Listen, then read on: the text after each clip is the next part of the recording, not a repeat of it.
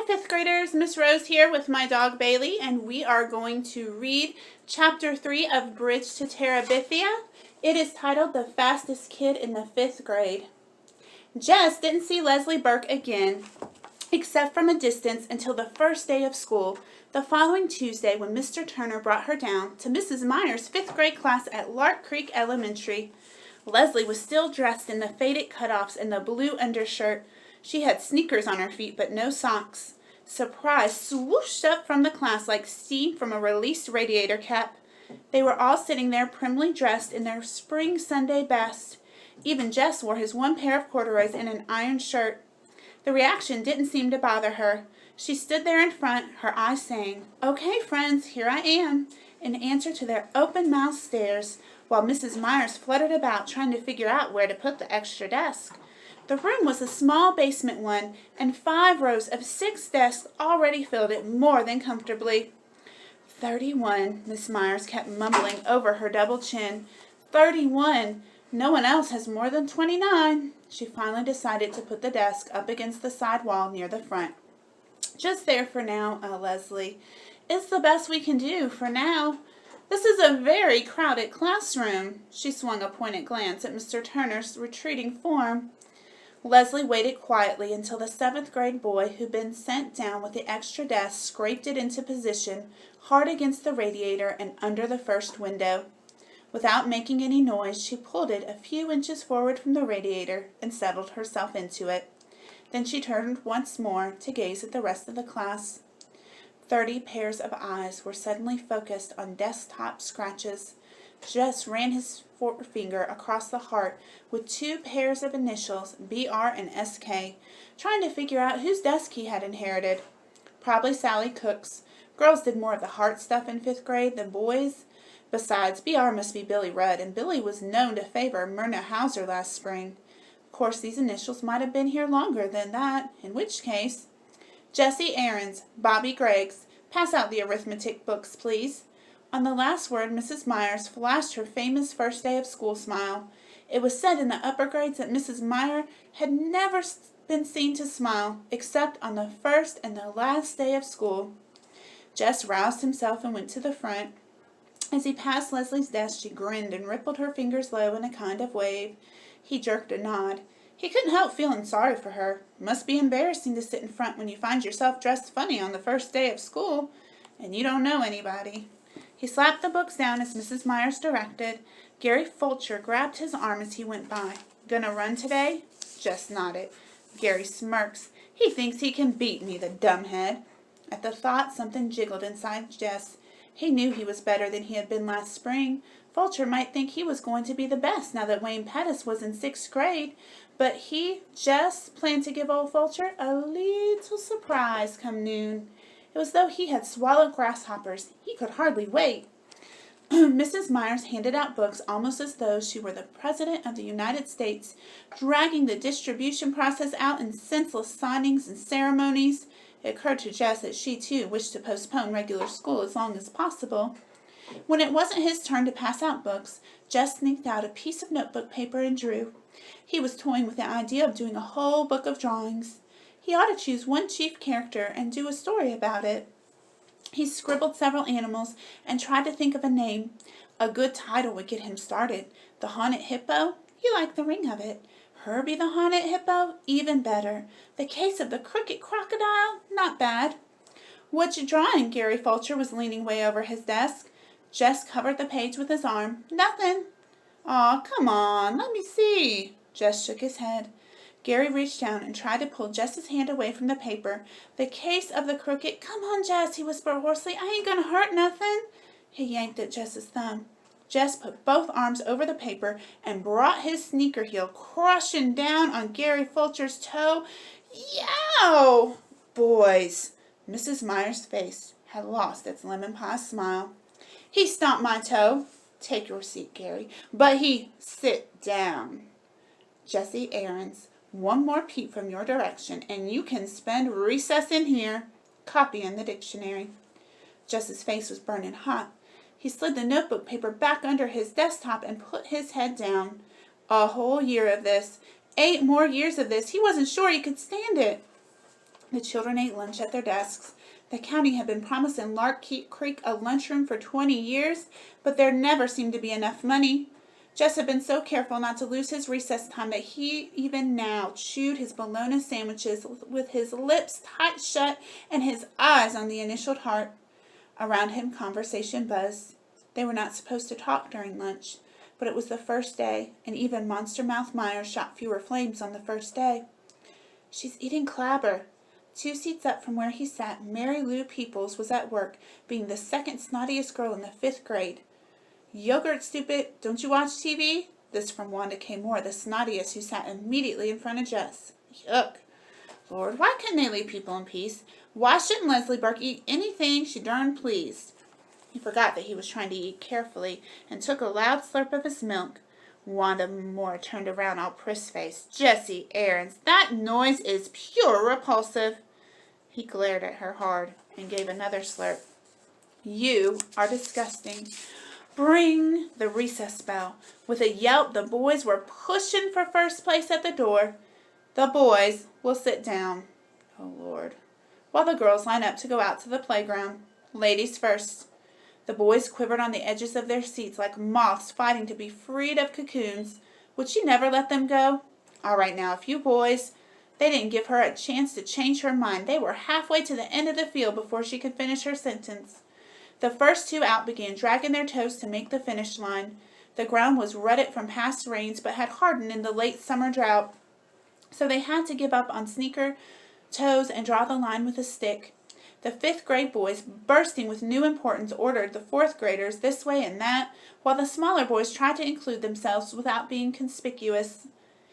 "How many you guys gonna run?" Gary Vulture demanded. Me, everyone yelled. "That's too many. No 1st, 2nd, or 3rd graders, except maybe the Butcher cousins and Timmy Bond. The rest of you will just be in the way." Shoulders sagged, but the little boys backed away obediently. "Okay, that leaves 26, 27, stand still, 28. You got 28, Greg?"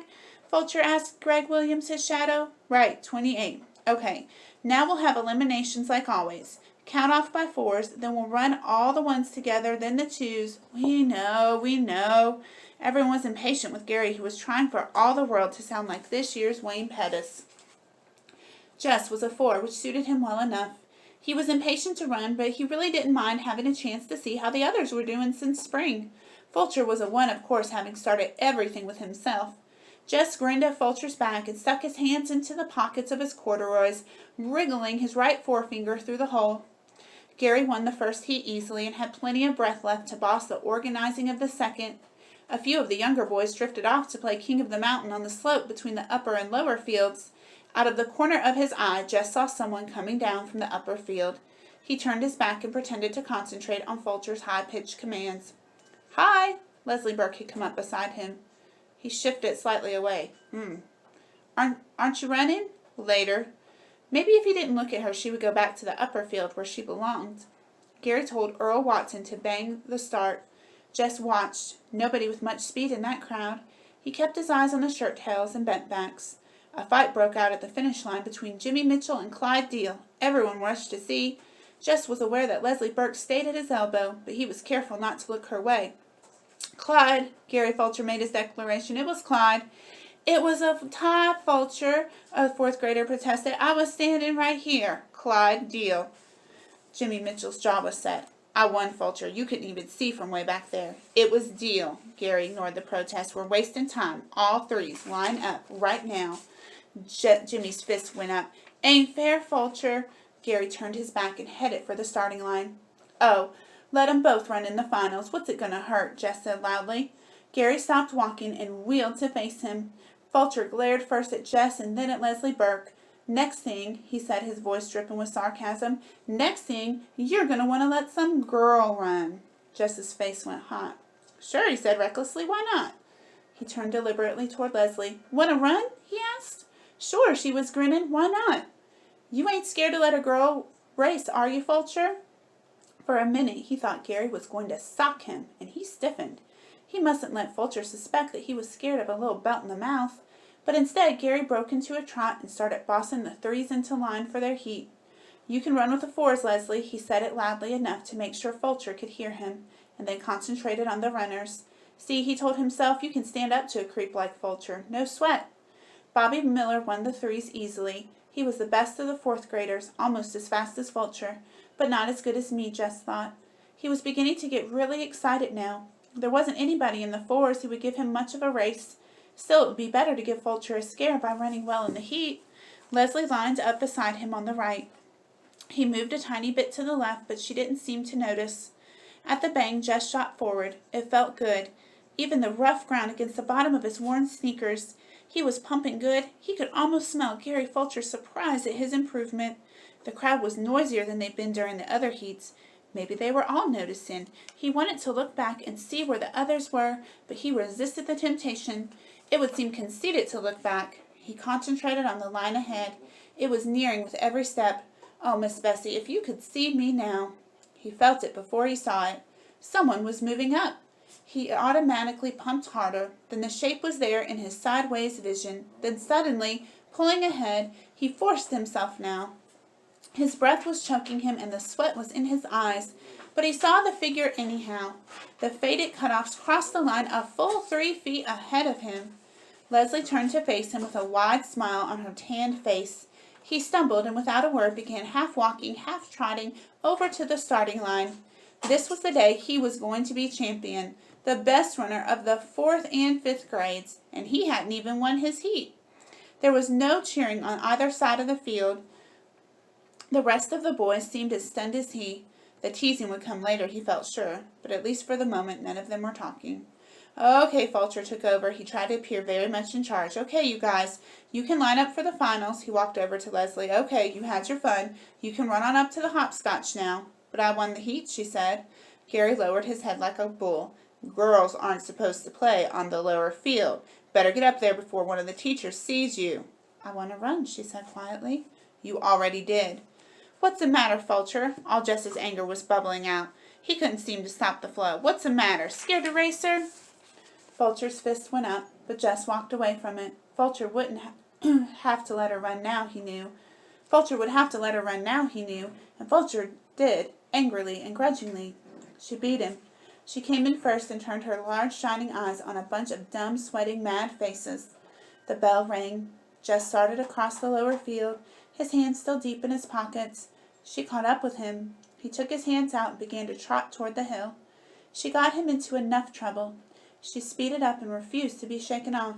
Thanks, she said. Yeah, for what? He was thinking. You're the only kid in this whole darn school who's worth shooting. He wasn't sure. He thought her voice was quivering. But he wasn't going to start feeling sorry for her again. So shoot me, he said. On the bus that afternoon he did something he had never thought he would do. He sat down beside Maybelle. It was the only way he could make sure that he wouldn't have Leslie plunking herself down beside him. Lord, the girl had no notion of what you did and didn't do. He stared out the window, but he knew she had come and was sitting across the aisle from him. He heard her say Jess once, but the bus was noisy enough that he could pretend he hadn't heard. When they came to the stop, he grabbed Maybelle's hand and dragged her off, conscious that Leslie was right behind him. But she didn't try to speak to him again, nor did she follow them. She just took off running to the old Perkins place. He couldn't help turning to watch.